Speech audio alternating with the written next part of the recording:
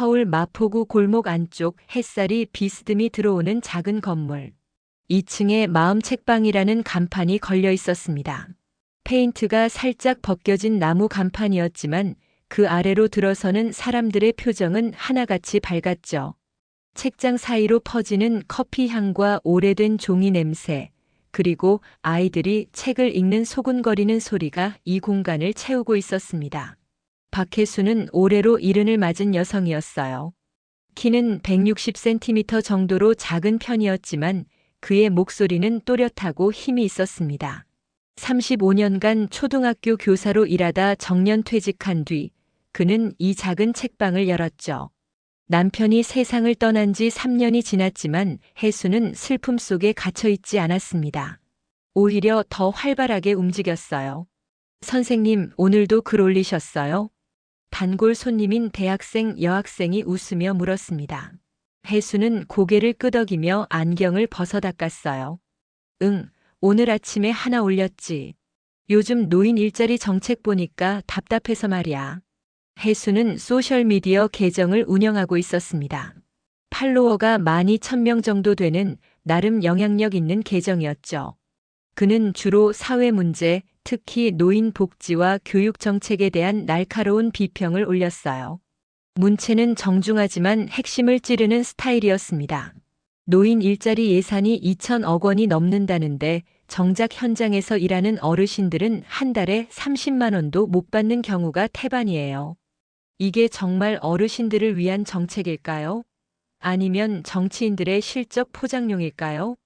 이런 식의 글이었습니다.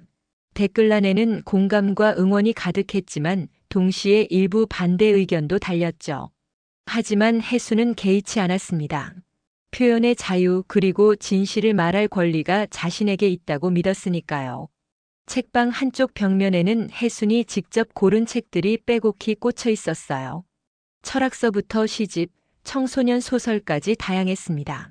매주 토요일 오후에는 동네 아이들을 위한 무료 독서 교실이 열렸죠. 혜수는 아이들에게 책을 읽어주고 함께 이야기를 나누며 생각하는 법을 가르쳤습니다. 나이가 든다는 건 멈추는 게 아니에요. 오히려 더 깊이 배울 수 있는 시간이 주어지는 거죠. 혜수는 종종 이렇게 말하곤 했습니다. 그의 삶이 바로 그 증거였어요. 퇴직 후에도 그는 온라인 강좌를 듣고 새로운 책을 읽고 글을 쓰며 세상과 소통했습니다.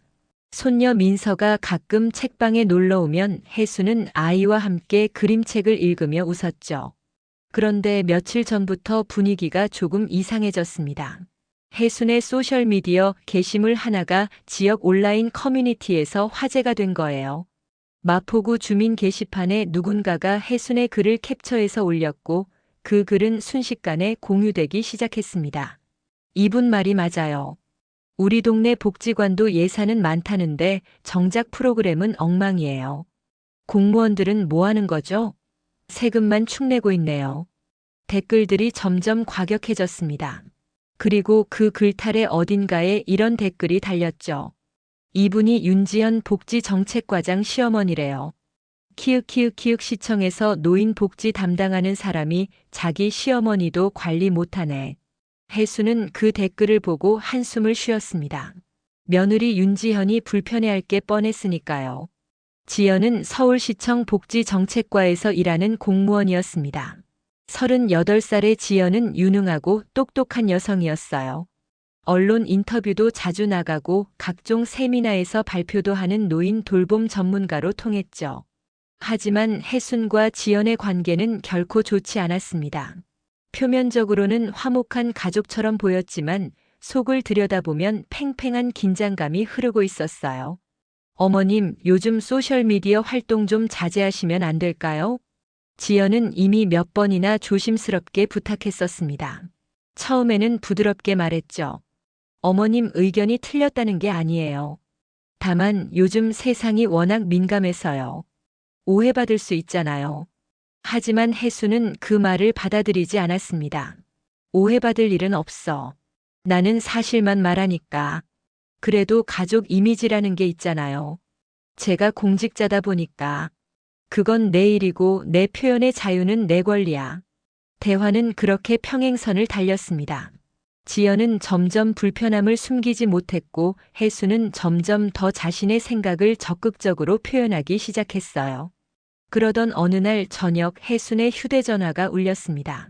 아들 한도윤이었죠. 도윤은 올해 40살로 대기업 기획실에서 일하는 직장인이었습니다. 성격은 부드럽고 말을 잘 들어주는 편이었지만 결정적인 순간에는 늘 아내 편을 들었어요. 엄마, 잠깐 통화할 수 있어? 응, 뭔데? 그게 지연이가 요즘 좀 힘들어해. 엄마 소셜미디어 글 때문에 시청에서 민원도 들어오고 동료들한테도 핀잔 듣고 그런다니까. 혜수는 잠시 말을 멈췄습니다. 가슴 한쪽이 답답해지는 느낌이었어요. 도윤아, 엄마가 뭐 잘못된 말을 했니? 아니, 그게 아니라 그냥 가족 입장에서 좀 조심해달라는 거지.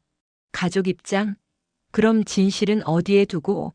엄마, 진실도 중요하지만 가족 화목도 중요하잖아. 그냥 잠깐만 쉬면 안 돼? 글 올리는 거.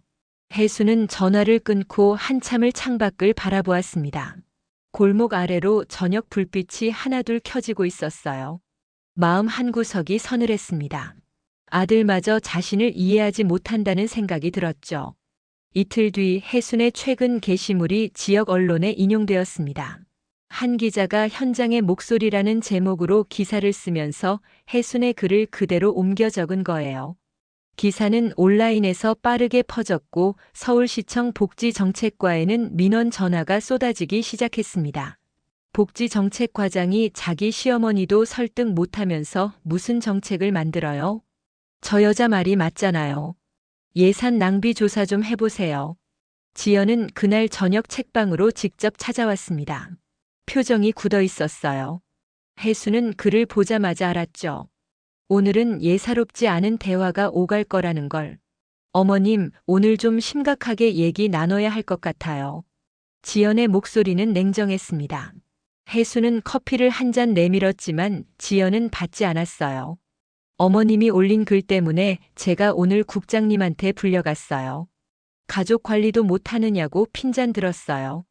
그건 내 상사 문제지 내 문제가 아니야. 어머님은 공공의 인물이세요.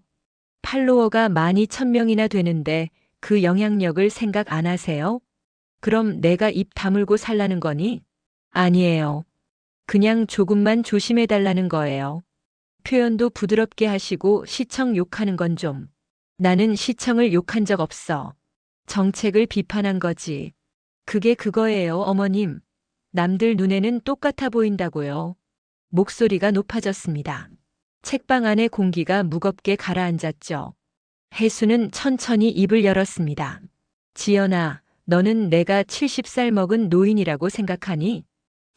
그게 무슨 말씀이세요? 내 나이가 많으니까 내 의견은 중요하지 않고 그냥 조용히 있어야 한다고 생각하는 거 아니야? 아니에요, 어머님. 저는 그런 뜻이. 아니야. 너는 그렇게 생각하고 있어. 나한테는 표현의 자유도 없고 내 목소리도 낼 자격이 없다고. 그냥 며느리 체면 살려주는 조용한 시어머니로 살라고. 지연의 얼굴이 붉어졌습니다. 화가 난 건지 억울한 건지 알 수 없었어요. 어머님은 제 입장은 생각 안 하세요? 저도 사람이에요. 제 커리어도 중요하고 제 명예도 소중해요. 어머님이 글 한 번 올리실 때마다 저는 사과하고 설명하느라 진이 빠져요. 그럼 내 삶은? 내 생각은? 그건 안 소중해? 둘은 한참을 서로를 바라보았습니다. 대화는 더 이상 이어지지 않았어요. 지연은 결국 돌아서서 나갔고 혜수는 빈 책방에 혼자 남았습니다. 그날 밤 혜수는 잠을 이루지 못했습니다. 창밖으로 빗소리가 들렸어요. 그는 서랍에서 남편의 사진을 꺼내 들여다보았습니다. 여보, 내가 틀린 걸까? 나이 들면 정말 조용히 살아야 하는 걸까?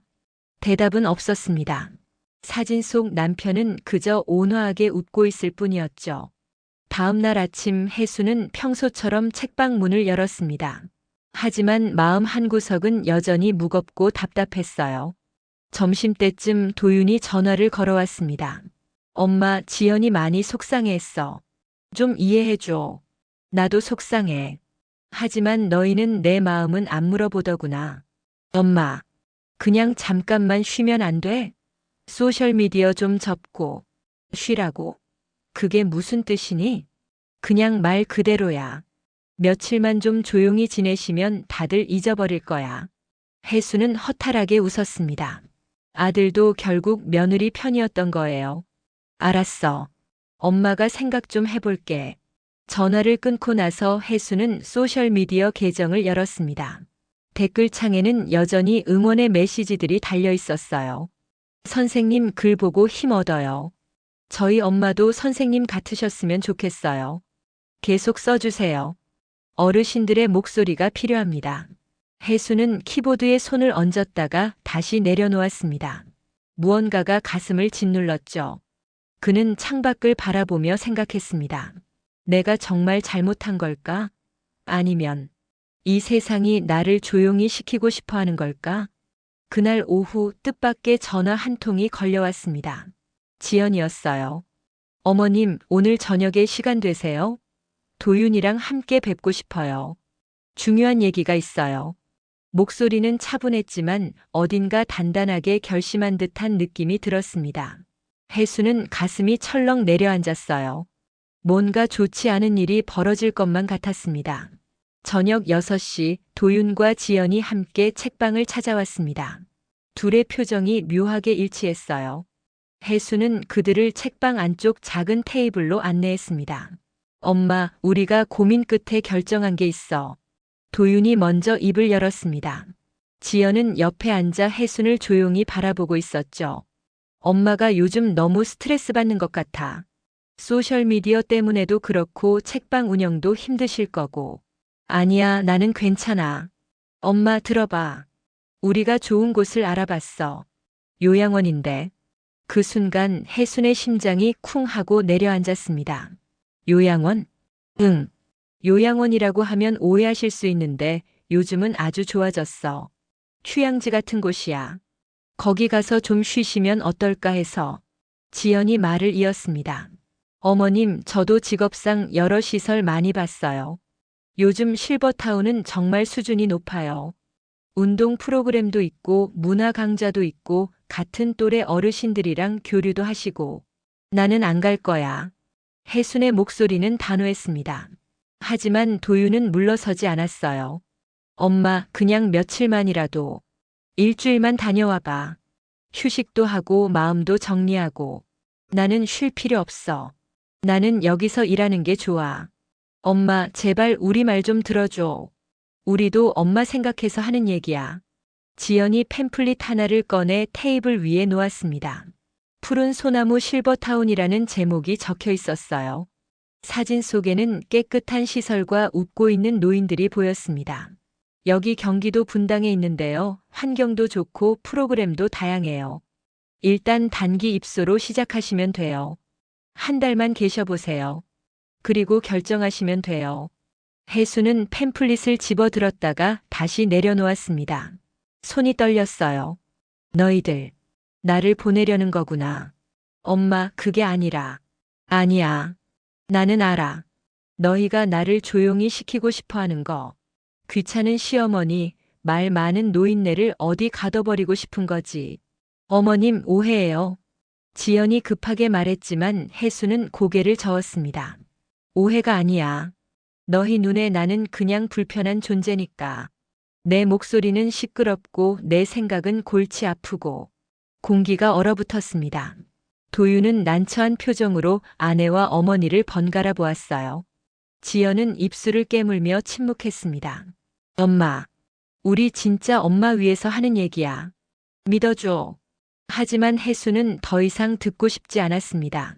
그는 자리에서 일어났어요. 너희 마음은 알겠어. 하지만 내 대답은 안 돼야. 나는 여기서 내 삶을 살 거야. 그날 밤 혜수는 혼자 책방에 남아 창밖을 바라보았습니다. 거리의 불빛들이 하나둘 꺼져갔어요. 그의 가슴 속에는 무언가가 천천히 금이 가고 있었습니다. 가족이라는 이름으로 묶여있던 무언가가 조금씩 부서지고 있었죠. 휴대전화가 울렸습니다. 문자 메시지였어요. 지연이었습니다. 어머님, 다시 한번 생각해 주세요. 우리 정말 어머님을 사랑합니다. 혜수는 메시지를 읽고 나서 화면을 껐습니다. 사랑. 그 단어가 이렇게 무겁게 느껴진 적이 없었어요. 일주일이 지났습니다. 혜수는 여전히 책방을 열고 평소처럼 손님들을 맞이했어요. 하지만 마음 한구석은 계속 무거웠습니다. 도윤과 지연은 그 후로 연락이 뜸했죠. 손녀 민서만 가끔 책방에 들러 할머니 곁에 앉아 있었어요. 할머니, 왜 요즘 웃지 않아요? 9살 민서가 고개를 갸웃거리며 물었습니다. 혜수는 아이의 머리를 쓰다듬으며 억지로 미소를 지었어요. 할머니는 괜찮아. 그냥 생각이 좀 많아서 그래. 엄마랑 아빠가 할머니 걱정한대요. 할머니가 힘들어 보인다고. 혜수는 가슴이 먹먹해졌습니다. 아이의 순수한 눈빛이 오히려 더 아프게 다가왔죠. 민서야, 할머니는 안 힘들어. 할머니는 여기서 일하는 게 좋단다. 그런데 그날 오후 뜻밖의 일이 벌어졌습니다. 혜순의 소셜미디어 계정에 올린 최근 게시물 하나가 또다시 언론에 인용된 거예요. 이번에는 전국구 뉴스였습니다. 한 방송국 기자가 노인 복지 현장의 목소리라는 기획 기사를 준비하면서 혜순의 글을 발견한 거죠. 정부가 노인 일자리 예산으로 2,300억 원을 편성했다지만 정작 현장에서 일하시는 어르신들은 한 달에 평균 27만 원을 받습니다. 이게 정말 어르신들을 위한 정책일까요? 아니면 통계상 숫자 채우기용 정책일까요? 기사는 저녁 뉴스에 방영되었고 포털 사이트 메인에 올라갔습니다. 댓글은 순식간에 1,000개를 넘었어요. 대부분 공감과 응원이었지만 일부는 날카로운 비난도 섞여 있었습니다. 저 여자 며느리가 시청 공무원이래요. 시어머니 입 좀 막으세요. 공무원 가족이 정부 정책 비판하는 거 윤리적으로 문제 아닌가요? 그날 저녁 지연의 휴대전화는 쉴 새 없이 울렸습니다. 상사로부터 연락이 왔고 동료들로부터 문자가 쏟아졌어요. 지연은 결국 참다 못해 도윤에게 전화를 걸었습니다. 여보, 이거 더 이상 못 참겠어. 오늘 국장님이 나를 직접 불러서 가족 관리가 이게 뭐냐고 소리 지르셨어. 나 정말 미치겠어. 도윤은 한숨을 쉬었습니다. 알았어. 내가 엄마한테 다시 얘기해 볼게. 다시 얘기해 봐서 될 일이 아니야. 어머님은 우리 말 안 들으시잖아. 이제 우리가 결정해야 해. 무슨 결정? 요양원 입소. 어머님 동의 없이도 할 수 있어. 법적으로 가족이 결정할 수 있는 거야. 도윤은 잠시 망설였습니다. 하지만 아내의 단호한 목소리 앞에서 그는 고개를 끄덕일 수밖에 없었어요. 그래. 어쩔 수 없겠지. 엄마를 위해서라도. 다음 날 아침 도윤은 책방으로 혜순을 찾아왔습니다. 평소와 달리 정장을 차려입고 있었어요. 표정도 굳어 있었습니다. 엄마, 오늘 나랑 같이 좀 나가자. 어디? 그냥 잠깐 다녀올 때가 있어. 드라이브나 할까 해서. 혜수는 뭔가 이상한 느낌이 들었지만 아들의 청을 거절할 수 없었습니다. 그는 겉옷을 챙겨 입고 도윤의 차에 올라탔어요. 차는 서울을 벗어나 경기도 쪽으로 향했습니다. 창밖으로 아파트 단지들이 지나갔고 점차 한적한 주택가가 펼쳐졌죠. 40분쯤 달렸을까요? 차는 한 건물 앞에 멈췄습니다. 푸른 소나무 실버타운. 혜수는 그제야 깨달았습니다. 아들이 자신을 여기로 데려온 이유를요. 도윤아, 이게 무슨 짓이니? 엄마 미안해. 하지만 이게 최선이야. 나는 안 간다고 했잖아. 혜순의 목소리가 떨렸습니다. 하지만 도윤은 이미 차에서 내려 건물 입구로 걸어가고 있었어요. 곧이어 시설 직원 2명이 나왔습니다. 웃는 얼굴이었지만 그 웃음이 혜순에게는 차갑게 느껴졌어요. 어머님 환영합니다. 저희가 안내해 드릴게요. 나는 안 들어가. 집에 갈 거야. 혜순이 거부했지만 도윤은 그의 팔을 부드럽게 잡았습니다. 엄마 제발. 일주일만이라도. 여기서 좀 쉬고 와. 응? 너. 나를 버리는 거구나. 엄마 그런 말씀 하지 마. 우리는 엄마를 사랑해. 다만 엄마가 좀 쉬셨으면 좋겠어. 혜수는 더 이상 말할 힘이 없었습니다. 그는 결국 시설 안으로 들어갔어요. 로비는 깨끗하고 밝았습니다. 벽에는 여러 프로그램 안내문이 붙어 있었고 소파에는 몇몇 노인들이 앉아 있었죠. 텔레비전에서는 오전 드라마가 흘러나오고 있었어요. 어머님, 이쪽입니다. 4인실로 안내해 드릴게요. 직원이 밝게 웃으며 말했습니다. 혜수는 멍한 표정으로 그를 따라갔어요. 작은 방에는 책상과 의자가 있었고 서류 몇 장이 놓여 있었습니다. 입소 동의서입니다. 여기 서명만 해주시면 돼요. 혜수는 서류를 내려다보았습니다. 글자들이 흐릿하게 보였어요. 눈물이 차오르고 있었던 거죠. 나는 동의 안 해. 어머님 괜찮아요. 보호자분이 이미 서명하셨으니까요. 혜수는 고개를 들어 도윤을 바라보았습니다. 아들은 눈을 피했어요. 도윤아, 엄마 미안해. 정말 미안해. 그는 그렇게 말하고는 방을 나갔습니다. 혜수는 그 자리에 멍하니 앉아 있었어요. 직원은 여전히 밝은 얼굴로 서류를 챙기고 있었습니다. 어머님 걱정 마세요. 여기 정말 좋은 곳이에요.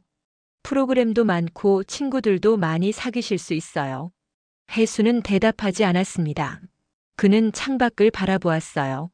멀리 도윤의 차가 주차장을 빠져나가고 있었습니다. 나는 버려진 거구나. 그날부터 혜순의 생활이 시작되었습니다. 3층 305호 12평 크기의 작은 방이 그의 새 집이 되었어요. 방 안에는 침대 하나, 작은 책상과 옷장, 그리고 화장실이 딸려 있었습니다. 창문 밖으로는 다른 건물의 벽이 보였죠. 아침 7시 기상방송이 나왔습니다. 어르신 여러분, 좋은 아침입니다. 오늘도 건강하고 행복한 하루 되세요. 혜수는 침대에서 일어나 세면을 하고 식당으로 내려갔어요. 식당에는 이미 수십 명의 노인들이 앉아 있었습니다. 식판에는 흰밥, 미역국, 무나물, 김치가 담겨 있었어요. 맛은 괜찮았지만 혜수는 입맛이 없었습니다. 새로 오셨어요? 옆 테이블에 앉은 여성이 말을 걸었습니다. 75 정도 되어 보이는 분이었어요. 얼굴에 주름이 많았지만 눈빛은 또렷했습니다. 네, 어제 왔어요. 아, 그러세요. 처음엔 다들 힘들어 하시더라고요. 나도 처음엔 울기만 했어요. 지금은요? 지금은 적응했죠. 어쩔 수 없으니까. 그 여성의 이름은 정분이었습니다. 전직 중학교 국어교사였죠. 3년 전 아들이 그를 이곳에 데려왔다고 했어요. 아들이 그러더라고요. 엄마 혼자 사시면 위험하니까 이런 곳이 더 안전해라고요. 근데 안전하다는 게 뭔지 모르겠어요. 여기선 내가 원하는 걸 할 수가 없는데. 무슨 말씀이세요? 여기는 규칙이 많아요. 외출도 신청해야 하고 외박도 보호자 동의 필요하고 뭐든 허락받아야 해요. 감옥이랑 다를 게 없죠. 혜수는 가슴이 답답해졌습니다. 정분의 말이 현실로 다가왔어요. 보호라는 이름이 가끔은 족쇄가 되더라고요. 정분이 작게 웃으며 말했습니다. 그 웃음이 씁쓸했어요. 점심 식사 후 혜수는 자신의 방으로 돌아왔습니다. 방 안은 조용했어요. 너무 조용했습니다. 골목 책방의 소란스러운 소리들이, 아이들의 웃음소리가, 커피 끓이는 소리가 그리웠어요. 혜수는 가방에서 노트북을 꺼냈습니다. 소셜미디어 계정에 접속했죠. 팔로워들이 그를 걱정하는 댓글을 남기고 있었어요. 선생님, 요즘 글이 없으신데 괜찮으세요? 건강하신 거죠? 혜수는 키보드에 손을 올렸습니다. 그리고 천천히 글을 쓰기 시작했어요. 저는 지금 요양원에 있습니다. 제 의지가 아니라 가족의 결정으로요. 보호라는 이름으로 여기 들어왔지만 사실 이곳은 감금에 가깝습니다. 제가 무엇을 할 수 있는지, 무엇을 원하는지 아무도 묻지 않았어요. 다만 조용히 있으라는 요구만 있었죠. 글을 올리고 나서 혜수는 창밖을 바라보았습니다. 하늘은 맑았지만 그의 마음은 흐렸어요. 저녁 식사 시간이 되었습니다. 혜수는 다시 식당으로 내려갔어요. 정분이 손짓하며 자리를 권했습니다. 여기 앉으세요. 혼자 먹으면 더 우울해져요. 둘은 함께 저녁을 먹었습니다. 식단은 아침과 비슷했어요. 밥, 국, 반찬 3가지. 혜수는 젓가락을 들었다 놓았다를 반복했죠. 적응하는 데 시간 걸릴 거예요. 나도 첫 한 달은 정말 힘들었어요. 어떻게 견디셨어요? 견딘 게 아니라 그냥 포기했죠. 나가봤자 갈 곳도 없고 아들 내 집 가면 며느리 눈치 보이고 그래서 그냥 여기 있기로 했어요. 그래도 불편하시잖아요. 불편하죠. 하지만 뭐 나이 들면 다들 이렇게 사는 거 아니겠어요? 혜수는 고개를 저었습니다. 아니에요. 나이가 든다고 해서 자유를 포기해야 하는 건 아니에요. 정부는 혜순을 가만히 바라보았습니다.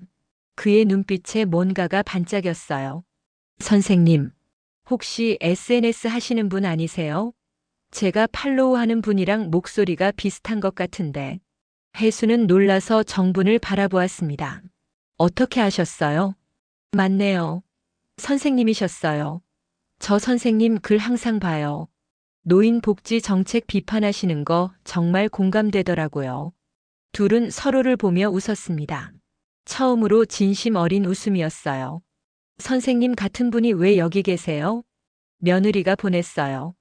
제가 너무 말이 많다고. 아, 그래서 여기 계시는구나. 나도 비슷해요. 아들이 나보고 집에서 혼자 있으면 위험하대요. 근데 사실은 내가 며느리랑 맞지 않아서 그런 거죠. 둘은 오랫동안 이야기를 나눴습니다. 서로의 상황을, 마음을, 분노를 나눴어요. 그리고 혜수는 깨달았습니다. 자신만 이런 게 아니라는 걸. 수많은 노인들이 보호라는 이름으로 자유를 잃고 있다는 걸. 그날 밤 혜수는 다시 노트북을 켰습니다. 그리고 긴 글을 쓰기 시작했어요. 요양원 첫날 일기. 이곳은 깨끗하고 안전합니다. 하지만 제 마음은 갇혀 있어요. 보호라는 단어가 이렇게 무거운 줄 몰랐습니다. 사랑한다는 이유로, 걱정된다는 이유로 누군가를 가둘 권리가 우리에게 있을까요? 글을 올리자 댓글이 순식간에 달리기 시작했습니다. 선생님 힘내세요. 요양원에서도 선생님의 목소리를 기다리고 있어요. 저희 엄마도 요양원에 계신데 선생님 글 보여드렸더니 우시더라고요. 혜수는 화면을 보며 눈물을 닦았습니다. 자신의 목소리가 여전히 누군가에게 닿고 있다는 사실이 위로가 되었어요.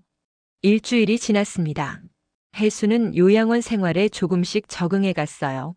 아침 7시 기상, 8시 아침 식사, 10시 오전 프로그램, 12시 점심 식사, 오후 2시 자유시간, 5시 저녁 식사, 밤 9시 취침. 모든 게 규칙적이고 정해져 있었습니다. 하지만 혜수는 그 틈새에서 자신만의 시간을 만들어 갔어요. 매일 밤 노트북을 켜고 요양원 생활을 기록했습니다. 그리고 소셜미디어에 올렸죠. 요양원 일기라는 제목으로요. 오늘은 오전 프로그램으로 종이 접기를 했습니다. 70살이 넘은 사람들에게 학들을 접으라고 하더군요. 우리를 아이 취급하는 건지 아니면 정말 우리가 그렇게 보이는 건지 모르겠어요. 점심 식사 때 내가 국을 더 달라고 했더니 직원이 웃으며 어르신 너무 많이 드시면 안 돼요라고 하더군요. 나는 성인인데 왜 내가 먹을 양을 남이 정하나요? 외출 신청을 했더니 보호자 동의가 필요하답니다. 나는 70살이지 정신병자가 아닙니다. 왜 내가 밖에 나가는데 누군가의 허락이 필요한가요? 이런 글들이 올라갈 때마다 사람들의 반응은 뜨거웠습니다. 공감과 분노 그리고 응원이 쏟아졌어요. 어느새 혜순의 팔로워는 2만 5천 명을 넘어섰습니다. 그리고 어느 날 뜻밖의 방문객이 찾아왔습니다. 남편의 절친이었던 박상호 변호사였어요. 60대 후반의 그는 여전히 정정한 모습이었습니다. 혜순 선생님 오랜만입니다. 상호 변호사님, 어떻게 여기까지 오셨어요? 선생님 소식 듣고 찾아왔습니다. 그리고 전해드릴 게 있어서요. 박상호는 가방에서 봉투 하나를 꺼냈습니다. 낡은 봉투였어요. 이게 뭐죠? 선생님 남편분이 생전에 제게 맡긴 겁니다. 혜순이가 언젠가 어려움에 처하면 이걸 전해달라고 하셨어요. 혜순은 떨리는 손으로 봉투를 받았습니다. 봉투 안에는 편지 한 장과 통장 사본이 들어 있었어요. 편지를 펼쳤습니다. 남편의 손글씨였죠. 혜순아, 이 편지를 읽고 있다면 너는 지금 힘든 시간을 보내고 있겠구나. 내가 떠나고 나서 내가 혼자가 되었을 때 누군가가 너를 억압하려 들 수도 있겠지. 그럴 때를 대비해서 이 돈을 남긴다. 이건 내가 평생 모은 돈의 일부야. 은행 신탁으로 묶어뒀어. 내가 독립해서 살게 될 때 이 돈을 쓸 수 있어. 혜순아, 나이는 숫자일 뿐이야. 너는 여전히 아름답고 강한 사람이야. 내 삶은 내가 결정해. 사랑해. 혜수는 편지를 읽으며 눈물을 흘렸습니다. 통장에는 1억 5천만 원이 적혀 있었어요. 이게 정말인가요? 네. 선생님, 남편분이 15년 전부터 조금씩 모으신 겁니다. 그리고 저한테 신탁으로 맡기셨죠. 선생님이 독립하실 때 쓰시라고요. 혜수는 한참을 말을 잇지 못했습니다. 남편의 마지막 사랑이 이렇게 전해질 줄 몰랐어요. 감사합니다, 변호사님. 저야말로 이제야 전해드려서 죄송합니다. 선생님, 이제 어떻게 하실 건가요? 혜수는 창밖을 바라보았습니다. 하늘이 맑았어요. 마음속에서 무언가가 단단하게 자리 잡는 느낌이 들었습니다. 나갈 거예요. 여기서. 혜수는 그날 밤 잠을 이루지 못했습니다. 남편의 편지를 몇 번이고 다시 읽었어요. 통장 사본도 계속 들여다보았습니다. 1억 5천만 원. 이 돈이면 마포 근처에 작은 전세를 구할 수 있었죠. 책방도 다시 열 수 있었습니다. 나는 여기서 나갈 수 있어. 그 생각이 가슴속에서 불씨처럼 타올랐어요. 혜수는 노트북을 켜고 부동산 사이트를 검색하기 시작했습니다. 마포구 20평대 전세. 검색 결과가 떴어요. 1억 원에서 1억 3천만 원 사이였습니다. 충분히 가능한 금액이었죠. 다음 날 아침 혜수는 정분을 찾아갔습니다. 정분은 복도 끝 작은 정원에 앉아 있었어요. 문 선생님, 나 결심했어요.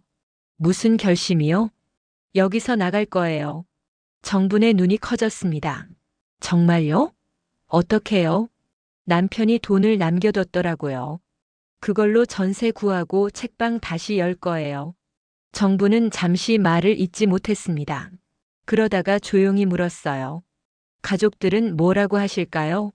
모르겠어요. 하지만 상관없어요. 내 삶은 내가 정하는 거니까. 정부는 혜순의 손을 꼭 잡았습니다. 부러워요. 나도 그런 용기가 있었으면 좋겠어요. 분 선생님도 하실 수 있어요. 아니에요. 나는 이미 너무 오래 여기 있었어요. 그리고 나갈 곳도 없고요. 혜수는 정분의 눈을 바라보았습니다. 그 안에는 체념과 슬픔이 가득했어요. 언젠가는 선생님도 나가실 수 있을 거예요. 나이는 핑계가 아니에요. 그날 오후 혜수는 시설 사무실을 찾아갔습니다. 퇴소 신청을 하기 위해서였죠. 어르신, 퇴소하시려면 보호자 동의가 필요합니다. 직원이 난처한 표정으로 말했습니다. 나는 성인이에요. 왜 내가 나가는데 다른 사람 허락이 필요하죠? 규정이 그렇습니다. 보호자분께 연락해 주시겠어요? 혜수는 한숨을 쉬었습니다. 결국 도윤에게 연락할 수밖에 없었어요. 휴대전화를 꺼내 전화를 걸었습니다. 여보세요, 엄마? 도윤아, 나 여기서 나갈 거야. 전화 너머로 잠시 침묵이 흘렀습니다. 엄마, 무슨 말씀이세요? 나 혼자 살 거야. 전세 구해서 책방도 다시 열 거고. 엄마, 농담이시죠? 70 넘으신 분이 혼자 산다고요? 왜 안 돼? 나는 건강해. 정신도 멀쩡하고. 엄마, 그게 아니라 위험해요. 만약에 집에서 쓰러지시기라도 하면 어떡해요? 그건 내가 감수할 일이야. 도윤은 한숨을 쉬었습니다. 엄마, 지연이랑 상의해 볼게요. 일단 진정하시고. 상의할 거 없어. 나는 이미 결정했어. 퇴소 동의서에 사인해줘. 엄마. 혜수는 전화를 끊었습니다. 가슴이 두근거렸어요. 떨렸지만 동시에 시원했습니다. 이틀 뒤 도윤과 지연이 함께 요양원을 찾아왔습니다. 둘의 얼굴은 굳어 있었어요. 혜수는 그들을 상담실로 안내했습니다. 어머님, 정말 나가시겠다는 거예요? 지연이 먼저 입을 열었습니다. 목소리에는 불안과 짜증이 섞여 있었어요. 그래. 나는 여기 있을 이유가 없어. 이유가 없다니요? 어머님 안전을 위해서예요. 안전? 나는 여기서 안전한 게 아니라 갇혀 있는 거야. 도윤이 끼어들었습니다. 엄마, 혼자 사시면 정말 위험해요. 그리고 돈은 어떻게 하실 건데요? 돈은 내가 알아서 할 거야. 무슨 돈이 있으세요? 혜수는 잠시 망설였습니다. 그리고 말했어요. 내 아버지가 남겨주신 돈이 있어. 지현과 도윤의 눈빛이 변했습니다. 그게 무슨 말씀이세요? 아버님이 돈을 남기셨다고요? 응. 신탁으로 묶어뒀더라고. 1억 5천만 원. 지연의 얼굴이 굳었습니다. 그런 돈이 있었으면 왜 말씀 안 하셨어요? 그건 가족 재산이잖아요. 가족 재산이 아니야. 내 시아버지가 나한테 남긴 돈이야. 하지만 저희도 알 권리가 있잖아요. 재산 관리는 투명하게 해야죠. 혜수는 지연을 똑바로 바라보았습니다. 지연아, 너는 지금 무슨 생각을 하고 있니? 당연히 걱정되죠. 어머님이 그 돈으로 무슨 일을 벌이실지. 무슨 일을 벌여? 나는 그냥 내 집 구하고 책방 열고 싶은 거야. 도윤이 끼어들었습니다. 엄마, 그 돈은 나중에 우리한테도 필요할 수 있어요. 민서 교육비도 들고 우리 집 대출도 있고. 혜수는 아들을 바라보며 씁쓸하게 웃었습니다. 그래. 결국 돈 얘기구나. 엄마, 그게 아니라. 아니야. 너희가 나를 여기 보낸 이유가 이제야 보이네. 조용히 가둬놓고 재산 관리하고 싶었던 거지. 지연이 벌떡 일어났습니다. 어머님, 그런 식으로 말씀하시면 안 돼요. 저희가 얼마나 고민했는지 아세요? 고민? 내 의사는 한 번도 안 물어봤으면서. 그건 어머님이 요즘 너무 이상하셨으니까요. 소셜미디어에 이상한 글이나 올리시고 저한테 피해만 주시고. 이상한 글?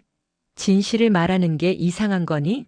진실이든 뭐든 그게 저한테 피해가 된다고요. 공기가 얼어붙었습니다. 혜수는 천천히 입을 열었어요. 지연아, 너는 나를 사랑한 적이 없구나. 뭐라고요? 너는 나를 통제하고 싶었던 거야. 조용한 시어머니, 말 잘 듣는 시어머니, 내 체면 살려주는 시어머니. 지연의 얼굴이 붉어졌습니다. 어머님이 그렇게 생각하신다면 할 말 없네요. 알아서 하세요. 저는 이제 상관 안 할 거예요. 지연은 그렇게 말하고는 상담실을 나가버렸습니다. 도윤은 난처한 표정으로 어머니와 아내 사이에서 망설였어요. 엄마, 미안해. 도윤아, 너는? 나는 엄마 편이야. 근데 지연이도 이해해줘. 지연이도 힘들었어. 그래. 알겠어. 가봐. 도윤도 결국 나갔습니다. 혜수는 혼자 남았어요. 가슴이 아팠지만 동시에 홀가분했습니다. 이제 더 이상 눈치 볼 필요가 없었으니까요. 다음 날 혜수는 박상호 변호사에게 연락했습니다. 신탁 해지 절차를 밟기 위해서였죠. 일주일 후 통장으로 돈이 입금되었습니다. 1억 5천만 원. 혜수는 그 돈으로 마포구에 22평짜리 빌라 전세를 구했어요. 1억 2천만 원이었습니다. 이사하는 날 정분이 현관까지 나와 배웅해 주었습니다. 혜순 선생님 꼭 행복하세요. 분 선생님도 언젠가 나오세요. 약속이에요. 노력해 볼게요. 둘은 포옹했습니다. 정분의 눈가에 눈물이 맺혔어요. 혜수는 택시에 올라탔습니다. 차가 요양원을 빠져나갈 때 그는 뒤를 돌아보지 않았어요. 앞만 보고 나아갔습니다. 새 집은 마포구 연남동 골목 안쪽에 있었습니다. 2층 빌라였는데 남향이라 햇볕이 잘 들었어요. 방 2개의 거실, 주방, 화장실. 혜수는 집 안을 둘러보며 만족스럽게 웃었습니다. 이제 진짜 내 집이구나. 짐을 풀고 나서 혜수는 소셜미디어를 열었습니다. 그리고 긴 글을 쓰기 시작했어요. 저는 오늘 요양원에서 나왔습니다. 제 의지로요. 가족들은 반대했지만 저는 제 삶을 선택했습니다. 70살이라고 해서 자립할 권리가 없는 건 아닙니다. 보호는 사랑이 아니라 통제일 때가 많습니다. 진짜 사랑은 상대를 자유롭게 하는 거예요. 글을 올리자 댓글이 폭발적으로 달렸습니다. 선생님 멋있어요. 저도 용기 얻었어요. 우리 엄마한테도 이 글 보여드렸어요. 엄마가 우셨어요. 혜수는 댓글들을 읽으며 눈물을 닦았습니다. 자신의 선택이 틀리지 않았다는 확신이 들었어요. 일주일 후 혜수는 예전 책방이 있던 건물 주인을 찾아갔습니다. 다행히 그 공간은 아직 비어 있었어요. 사모님 다시 하시려고요? 네. 다시 시작하려고요. 그럼 월세는 150만 원에 드릴게요. 관리비 포함해서요. 감사합니다. 혜수는 계약서에 서명했습니다. 그리고 이틀에 걸쳐 청소하고 책장을 다시 들여놓았어요. 예전에 쓰던 책들도 가져왔습니다. 커피 머신도 새로 샀죠. 보름 만에 마음 책방이 다시 문을 열었습니다. 간판도 새로 달았어요. 페인트 칠을 새로 해서 더 밝아 보였습니다. 오픈 첫날 단골 손님들이 찾아왔습니다. 선생님, 돌아오셨네요. 어떻게 된 거예요? 요양원 가셨다면서요? 혜수는 웃으며 커피를 내렸습니다. 나왔어요. 내가 선택해서요. 대단하세요, 선생님. 손님들은 진심으로 기뻐했습니다. 책방은 다시 사람들로 채워졌어요. 아이들도 토요일마다 찾아왔습니다. 민서도 왔어요. 할머니, 이제 여기 사세요? 응. 할머니 새 집이야. 엄마는 화났어요. 아빠도 걱정한대요. 민서야, 할머니는 괜찮아. 할머니는 행복해. 민서는 할머니의 손을 꼭 잡았습니다. 저도 할머니가 행복하면 좋아요. 혜수는 손녀를 꼭 안아주었어요. 아이의 체온이 따뜻했습니다. 그런데 한 달 후 도윤에게서 전화가 왔습니다. 목소리가 다급했어요. 엄마, 나 좀 도와줄 수 있어? 무슨 일인데? 회사에서 문제가 생겼어. 횡령 의혹으로 감사받고 있어. 혜수는 가슴이 철렁 내려앉았습니다. 횡령? 내가? 아니야, 내가 한 건 아니고. 우리 팀장이 한 건데 나도 연루됐대. 변호사 선임해야 하는데 돈이 필요해. 얼마나? 3천만 원 정도. 혜수는 잠시 말을 잇지 못했습니다. 엄마, 제발. 나 정말 억울해. 나는 모르는 일인데. 도윤아, 그건. 엄마가 돈 있잖아. 제발 도와줘. 혜수는 휴대전화를 꽉 쥐었습니다. 손이 떨렸어요. 도윤아, 미안해. 엄마도 지금 여유가 없어. 엄마, 1억 5천만 원 있잖아. 그 돈은 내가 살아가는데 필요한 돈이야. 전세금도 들어갔고 책방 계약금도 냈고. 그럼 나는 어떡해? 나 진짜 감옥 갈 수도 있어. 내가 정말 결백하다면 변호사 없이도 해결될 거야. 엄마, 정말 날 안 도와줄 거야? 혜수는 눈을 감았습니다. 미안해, 도윤아. 하지만 나는 이제 내 삶을 지켜야 해. 전화를 끊고 나서 혜수는 한참을 울었습니다. 아들을 외면하는 게 이렇게 아플 줄 몰랐어요. 하지만 그는 알고 있었습니다. 만약 지금 돈을 준다면 앞으로도 계속 요구할 거라는 걸. 그리고 자신의 자립은 무너질 거라는 걸. 일주일 후 지연이 책방을 찾아왔습니다. 얼굴이 핏기가 없었어요. 어머님, 왜 왔니? 도와주세요. 도윤이가 정말 힘들어해요. 나도 미안해. 하지만 나는 도울 수 없어. 어머님은 정말 냉정하시네요. 자식이 위험한데도. 혜수는 지연을 똑바로 바라보았습니다. 지연아, 사랑이 뭔지 아니? 네. 사랑은 상대를 자유롭게 하는 거야. 통제하는 게 아니라. 너는 나를 사랑한다며 통제했어. 이제 나도 도윤을 사랑하지만 그를 자유롭게 둘 거야. 그가 스스로 해결하도록. 지연은 아무 말도 하지 못했습니다. 그는 고개를 숙이고 책방을 나갔어요. 혜수는 창밖을 바라보았습니다. 가슴이 아팠지만 후회는 없었어요. 자신의 선택이 옳다고 믿었습니다. 한 달 후 뉴스에 도윤의 회사 이야기가 나왔습니다. 결국 팀장만 구속되고 도윤은 무혐의 처분을 받았어요. 혜수는 안도의 한숨을 쉬었습니다. 그리고 그날 소셜미디어에 긴 글을 올렸습니다. 사랑은 때로 손을 놓는 것입니다. 상대가 스스로 일어서도록 기다리는 것이죠. 저는 제 아들을 사랑합니다. 하지만 그를 구하지 않았습니다. 그가 스스로 해결하기를 믿었으니까요. 그리고 그는 해냈습니다. 겨울이 지나고 봄이 왔습니다. 마음 책방 앞 골목에는 개나리가 피기 시작했어요. 혜수는 매일 아침 책방 문을 열고 창문을 활짝 열어 봄바람을 들였습니다. 커피 향과 책 냄새가 바람을 타고 골목으로 퍼져나갔죠. 요양원을 나온 지 6개월이 지났습니다.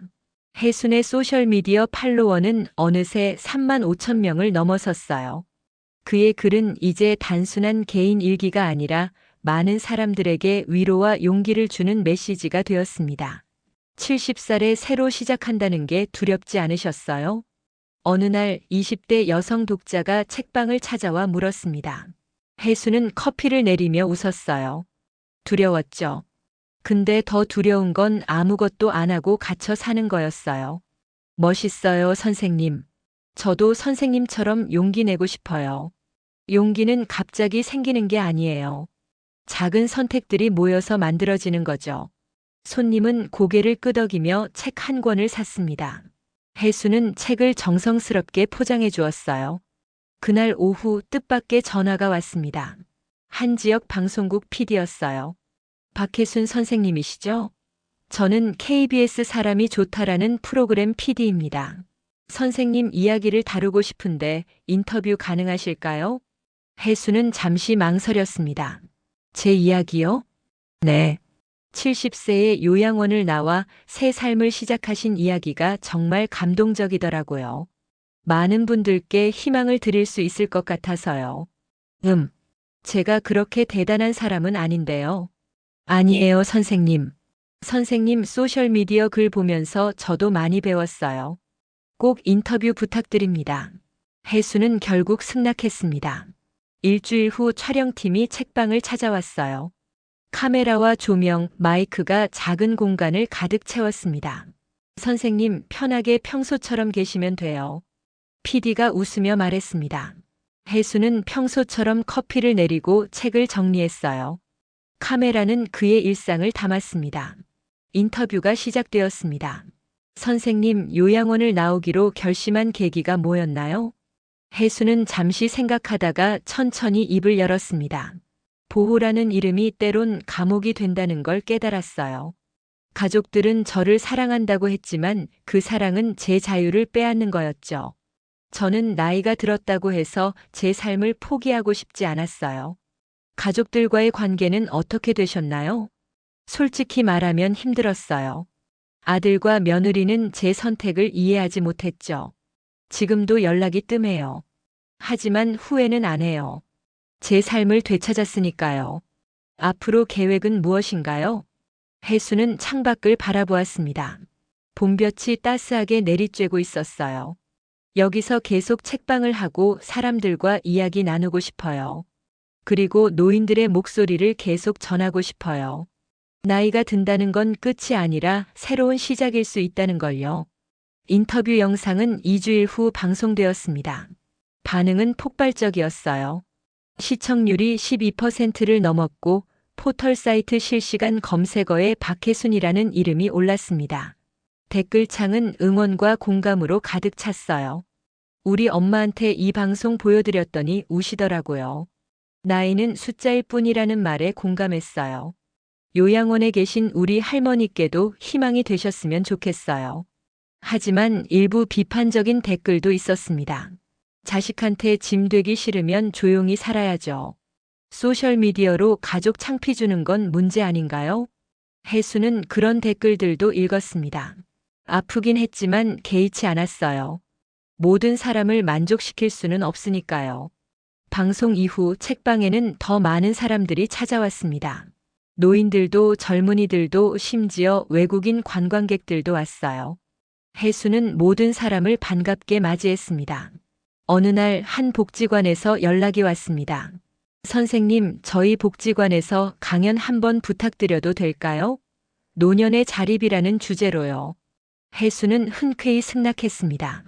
일주일 후 마포구 복지관 강당에 100여 명의 청중이 모였어요.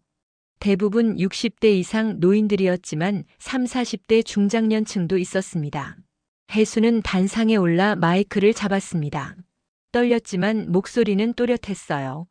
안녕하세요. 저는 올해 73 박혜순입니다. 오늘 여러분께 제 이야기를 들려드리려고 합니다. 강연은 50분간 이어졌습니다. 혜수는 자신이 겪은 일들을 솔직하게 이야기했어요. 며느리와의 갈등, 요양원 생활, 탈출 결심, 그리고 새로운 시작. 보호라는 이름으로 우리를 가두는 사람들이 있습니다. 그들은 사랑한다고 말하지만 실제로는 우리를 통제하고 싶어 하죠. 하지만 우리에게도 자유가 있습니다. 나이가 든다고 해서 그 권리를 포기할 필요는 없어요. 청중들은 숨죽여 들었습니다. 몇몇은 눈물을 닦고 있었어요. 며느리의 효심은 진심이었을 거예요. 다만 사랑이 방향을 잃었을 뿐입니다. 그는 저를 보호하려 했지만 실제로는 저를 가뒀어요. 그래서 저는 선택했습니다. 제 삶은 제가 정한다고요. 혜수는 마지막으로 말했습니다. 나이는 핑계가 아니라 가능성입니다. 우리는 여전히 배울 수 있고 사랑할 수 있고 꿈꿀 수 있어요. 포기하지 마세요. 여러분의 삶은 여러분 것입니다. 강연이 끝나자 청중들이 기립박수를 보냈습니다. 박수 소리가 3분 넘게 이어졌어요. 혜수는 눈물을 참으며 고개를 숙여 인사했습니다. 강연 후 여러 노인들이 혜순에게 다가왔습니다. 선생님 덕분에 용기 얻었어요. 저도 아들 내 집 나와서 혼자 살려고요. 선생님 말씀 듣고 제 인생 돌아보게 됐어요. 감사합니다. 혜수는 한 사람 한 사람의 손을 잡으며 대화를 나눴어요. 그들의 눈빛에서 희망을 보았습니다. 다음 날 지역신문에 강연 기사가 실렸습니다. 70세 박혜순 씨 보호라는 이름의 폭력 강연으로 감동선사. 기사는 온라인으로 퍼져나갔고 다른 복지관과 시민단체에서도 강연 요청이 들어왔어요. 혜수는 가능한 한 모든 요청을 받아들였습니다. 그렇게 2달이 지났습니다. 혜순의 일상은 바빠졌어요. 아침에는 책방을 열고 오후에는 강연을 다니고 저녁에는 소셜미디어에 글을 올렸습니다. 피곤했지만 충만했어요. 어느 날 저녁 혜순이 책방에서 정리를 하고 있을 때 문이 열렸습니다. 도윤이었어요. 오랜만에 보는 아들의 얼굴은 수척해 있었습니다. 엄마, 왜 왔니? 그냥 보고 싶어서. 혜수는 잠시 말을 잇지 못했습니다. 아들을 보니 가슴 한쪽이 저렸어요. 들어와. 도윤은 조심스럽게 들어와 의자에 앉았습니다. 혜수는 커피를 내려 아들 앞에 놓았어요. 엄마 미안해. 뭐가? 모든 게. 엄마를 요양원에 보낸 것도, 엄마 마음 몰라준 것도, 그리고 돈 달라고 한 것도. 혜수는 아들을 바라보았습니다. 도윤의 눈가에 눈물이 맺혀 있었어요. 나는 엄마를 사랑해. 근데 사랑하는 방법을 몰랐어. 지연이 말만 듣고 엄마 진짜 마음은 안 물어봤어. 도윤아, 엄마 방송 봤어. 강연 기사도 봤고, 엄마가 얼마나 힘들었는지 그때 알았어. 정말 미안해. 혜수는 아들의 손을 잡았습니다. 나도 미안해. 너를 힘들게 했구나. 아니야, 엄마. 엄마는 잘못 없어. 잘못은 우리가 했어. 둘은 한참을 말없이 앉아 있었습니다. 창밖으로 저녁 노을이 지고 있었어요. 지연이는 아직 화가 안 풀렸어. 근데 나는 엄마 편이야. 이제부터는. 혜수는 고개를 끄덕였습니다. 지연이도 이해해. 그 애도 자기 방식으로 최선을 다한 거니까. 엄마는 정말 대단해. 그렇게 생각할 수 있다니. 나이 먹으니까 많은 걸 내려놓게 되더라. 미움도 분노도. 도윤은 엄마를 꼭 안았습니다. 혜순도 아들을 안아주었어요. 오랜만에 느끼는 온기였습니다. 그날 이후 도윤은 가끔 책방을 찾아왔습니다. 민서도 함께 왔어요. 할머니와 손녀는 함께 그림책을 읽으며 웃었습니다. 할머니, 저도 나중에 할머니처럼 용감한 사람이 될 거예요. 민서는 이미 용감해. 할머니를 믿어준 거니까. 초여름이 되었습니다. 혜수는 어느 날 정분에게 전화를 걸었어요. 분 선생님, 요즘 어떻게 지내세요? 그냥 그렇죠, 뭐. 여기서 똑같이 살고 있어요. 선생님도 나오세요. 밖에서 사는 게 훨씬 좋아요.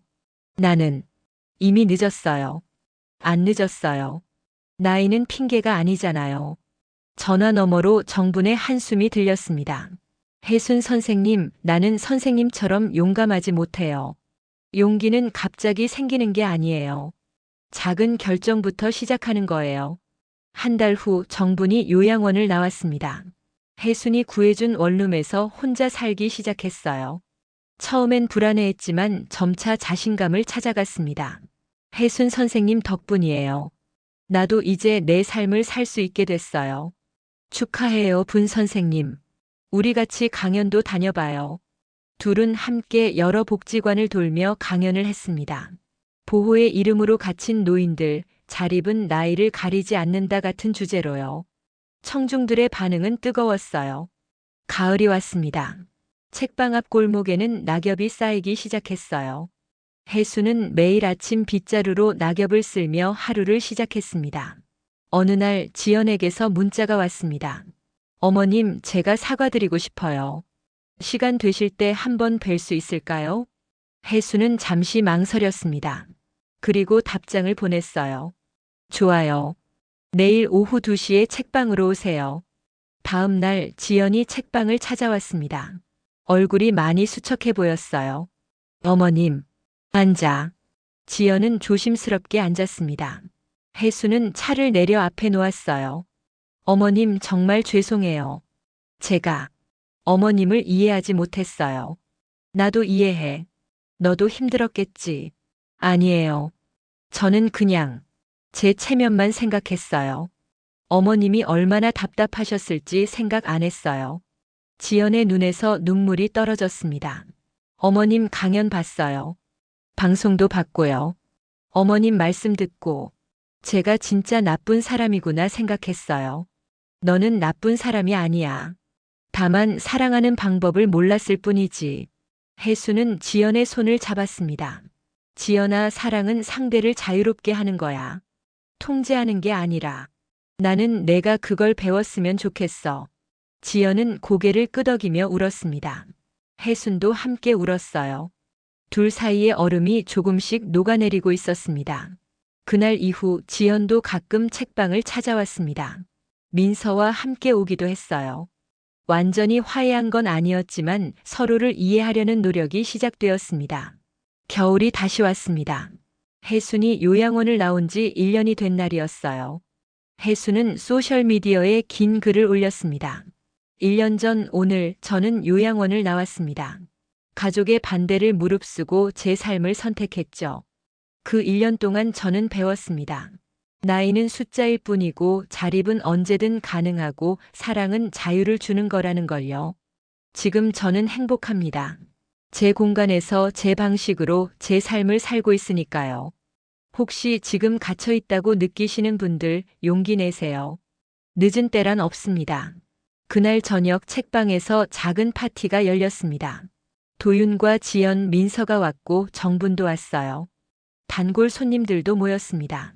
케이크를 자르며 모두 박수를 쳤어요. 할머니 축하해요. 민서가 할머니에게 꽃다발을 건넸습니다. 백합이었어요. 혜수는 꽃을 받으며 웃었습니다. 고마워, 민서야. 할머니는 너희들 덕분에 여기까지 왔어. 파티가 끝나고 모두 돌아간 후 혜수는 혼자 책방에 남았습니다. 창밖으로 눈이 내리고 있었어요. 하얀 눈송이들이 골목을 덮어갔습니다. 혜수는 창가에 서서 남편의 사진을 꺼내 들여다보았습니다. 여보, 나 잘 살고 있어. 당신이 남겨준 돈으로 새 삶을 시작했고 지금 정말 행복해. 고마워, 여보. 끝까지 나를 믿어줘서. 눈물이 볼을 타고 흘러내렸습니다. 하지만 이번엔 슬픈 눈물이 아니었어요. 감사의 눈물이었습니다. 혜수는 노트북을 열고 마지막 글을 쓰기 시작했습니다. 제가 이 여정을 통해 배운 건 삶은 언제든 다시 시작할 수 있다는 것입니다. 70살에도 80살에도 우리는 여전히 배우고 성장할 수 있어요. 가족이란 피로 묶이는 게 아니라 마음으로 묶이는 거예요. 서로를 존중하고 자유를 주고 진심으로 사랑할 때 우리는 진짜 가족이 됩니다. 저는 며느리에게 버려졌다고 생각했지만 사실 저는 제 인생을 되찾은 거였어요. 그래서 저는 오늘도 이렇게 말합니다. 당신의 인생은 당신 것입니다. 포기하지 마세요. 글을 올리고 나서 혜수는 창밖을 바라보았습니다. 눈은 계속 내리고 있었어요. 하지만 혜순의 마음은 따뜻했습니다. 다음 날 아침 혜수는 평소처럼 책방 문을 열었습니다. 첫 손님은 젊은 여성이었어요. 선생님, 저 선생님 글 보고 왔어요. 용기를 얻고 싶어서요. 어떤 용기? 제 삶을 사는 용기요. 저도 지금 가족들 때문에 힘들거든요. 혜수는 여성을 따뜻하게 바라보았습니다. 괜찮아요. 당신도 할 수 있어요. 작은 결정부터 시작하면 돼요. 둘은 오랫동안 이야기를 나눴습니다.